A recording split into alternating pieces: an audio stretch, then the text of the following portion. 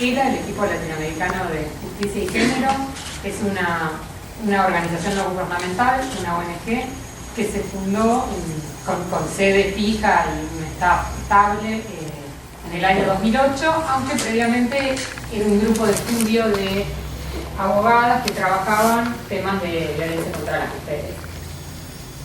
Desde que se instaló en forma permanente, fijó una agenda de trabajo vinculada a violencia contra las mujeres, participación política, trabajo productivo y reproductivo y derechos sexuales y reproductivos. Y todo esto atravesado por un eje que es el acceso a la justicia. El grupo original estaba compuesto exclusivamente por abogadas, yo también lo soy, pero en este momento es un equipo interdisciplinario. Hemos aprendido que hay que dialogar con más gente que los abogados entre sí. Entonces, bueno, por ahí está compuesto por periodistas, antropólogas, sociólogas, politólogas, va más allá que el puramente jurídico, pero siempre teniendo la idea de analizar las dificultades de acceso a la justicia que tienen particularmente las mujeres. Hay déficits de acceso a la justicia que son generales para toda la población vulnerable. Como ser el costo que a veces supone un litigio, la comprensión del lenguaje jurídico, el traslado, el sortear el traslado hasta los tribunales, las barreras edilicias que muchas veces tienen los tribunales para las personas con discapacidad o para las mujeres con un cochecito de bebé. Hay dificultades comunes a muchos otros colectivos. Y hay dificultades que particularmente experimentan las mujeres en relación al acceso a la justicia. Y esto se ve claramente en los delitos en los que las mujeres son víctimas en mayor proporción. Es decir, en los delitos sexuales, en la violencia contra las mujeres, en los casos de aborto no punible, que si bien no debieran ser judicializados, muchas veces lo son. Entonces, el lenguaje judicial y de los operadores del derecho a veces se vuelve particularmente hostil con las mujeres que van a denunciar este tipo de casos y son víctimas de ciertas suspicacias y sospechas que, por ejemplo, en torno a los delitos sexuales, se sospecha de la veracidad de su relato y si no le estará inventando o no, cuando a nadie se le ocurre sospechar cuando un varón o una mujer van a denunciar que les robaron, iba a decir pasacassette, pero es muy retro. Pongámosle otra cosa, pongámosle el auto. Cuando le robaron el auto. Nadie sospecha del relato, pero sí lo sospechan frente a los testimonios de las mujeres expuestas a ciertas circunstancias particulares. Esto, por supuesto, es muy a grandes rasgos. El Poder Judicial no es algo homogéneo, está compuesto por actores con mayor o menor grado de respeto por los derechos humanos y por y está atravesado por visiones a veces más prejuiciosas, a veces más respetuosas, según el caso.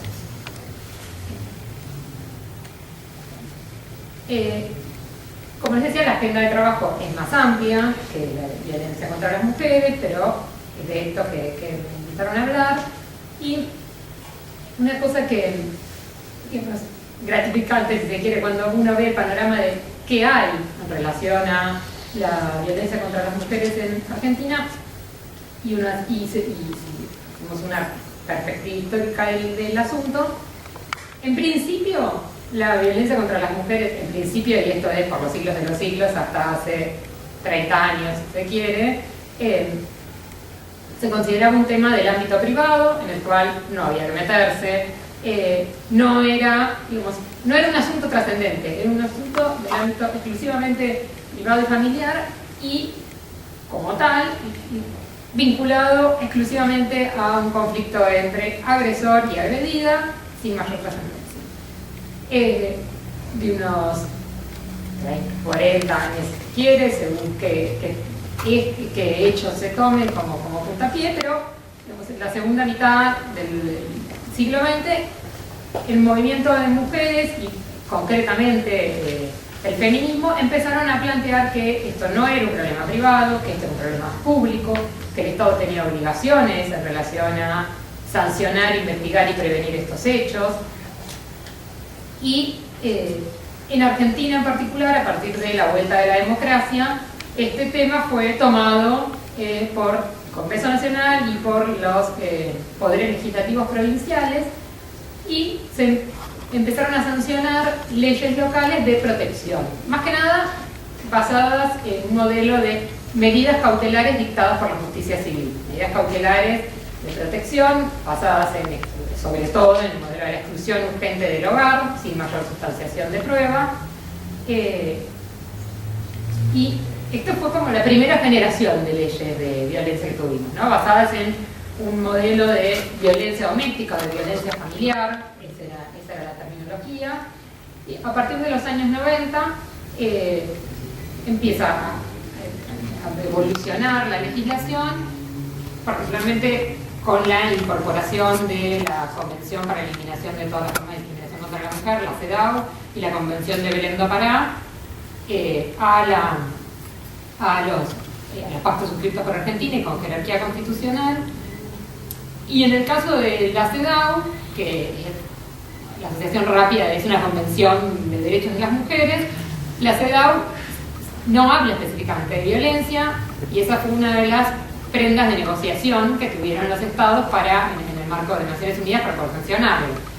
El comité que vigila el cumplimiento del pacto emitió una recomendación general, la Recomendación General 11, en que dice que se entiende comprendido como uno de los derechos protegidos por la Convención el derecho a una vida libre de violencia. Pero bueno, esto tuvo sus bemoles, pero hoy por hoy se entiende que la CEDAW habla de violencia aunque no lo diga. Y por otro lado, la Convención de Belém do Pará, que es una convención en el ámbito interamericano, que es específica sobre violencia contra las mujeres, y sobre todo tomando los parámetros y los estándares fijados por la Convención de Belém do Pará, se sancionó en el 2008 la Ley de Protección Integral contra toda forma de violencia contra las mujeres. El título, no sé, mucho más largo que eso, pero lo vamos a sintetizar en Ley de Protección Integral. Y también un cambio grande, si uno ve esto de, bueno, el feminismo empezó a instalar el tema, los poderes legislativos lo tomaron, y los organismos internacionales también lo tomaron. Lo que se ve fuertemente en los últimos años es una mayor visibilidad del tema. Una mayor visibilidad del tema en los medios, no siempre cubierto de la mejor manera. Pero, en ELA, un proyecto que no es puntualmente este, pero un proyecto anterior, un observatorio de medios que se hizo durante 2 años, en el cual analizábamos las noticias vinculadas a violencia en los principales medios gráficos de circulación nacional.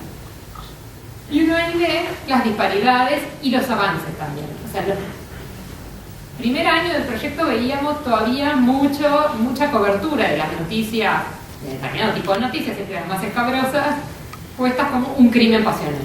Y algunos medios que no, que la gente empezara a llamarlo feminicidio. Y también había diarios que iban y venían, que según quién fuera el periodista, lo redactaban de una u otra manera. O sea, evidentemente no había una línea editorial en ninguno de los dos sentidos. En último tiempo, incluso, como se podrán imaginar, el diario Crónica era la estrella de los crímenes pasionales, incluso Crónica cambió su manera de redactar. Sobre todo estos últimos 2 años. Igual, dicho lo cual, alegría por los avances, caso Rawson mediante, está bastante empañada porque la cobertura deja bastante que desear.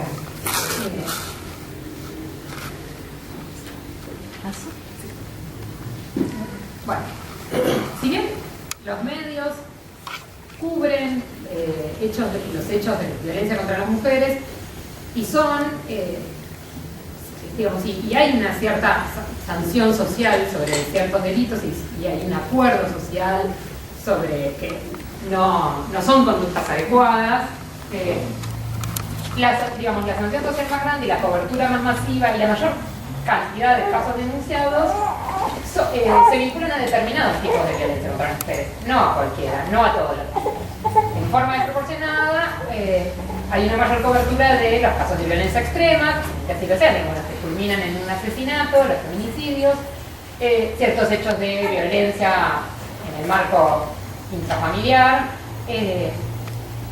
pero hay algunos tipos de violencia que no tienen ningún tipo de cobertura, de las cuales casi no hay denuncias, por ende casi no hay sentencias, menos sentencias todavía, y que socialmente no son percibidas como hechos de violencia en mujeres, por más de que la ley sí la contempla. Y ejemplos de esto son, están subrayados, el acoso sexual en el ámbito laboral y en el ámbito universitario, en el estudio que hicimos. Nosotros le preguntábamos, ¿no?, al inicio de una clase de Género y Derecho Constitucional que tenemos en la UBA con Natalia Gerardi, la directora ejecutiva de la. Le preguntábamos a los y las alumnas, aunque hay clara mayoría de mujeres, ¿alguna vez fueron testigos del hecho de acoso en la facultad? No, la respuesta inmediata.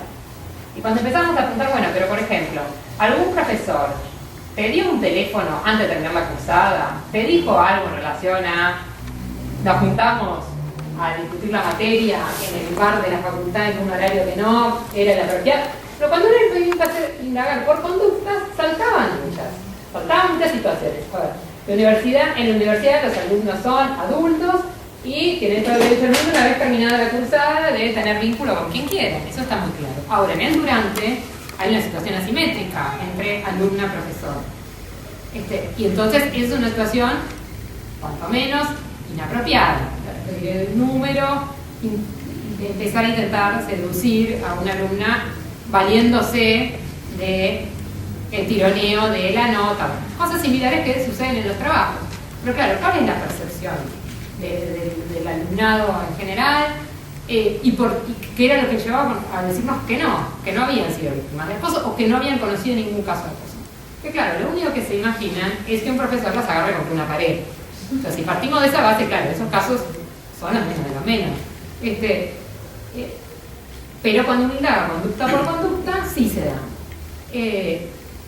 Bueno, la violencia mediática es otro tipo de violencia claramente naturalizada. Si uno ve la publicidad, las publicidades, tenemos que decir quién conduce el auto, el varón, quién limpia a la mujer, en fin, etc., ¿no? Digamos, la publicidad está llena, y estos son ejemplos solo de discriminación, de violencia los hay mucho más graves. Está lleno de ejemplos tremendos que todos conocemos.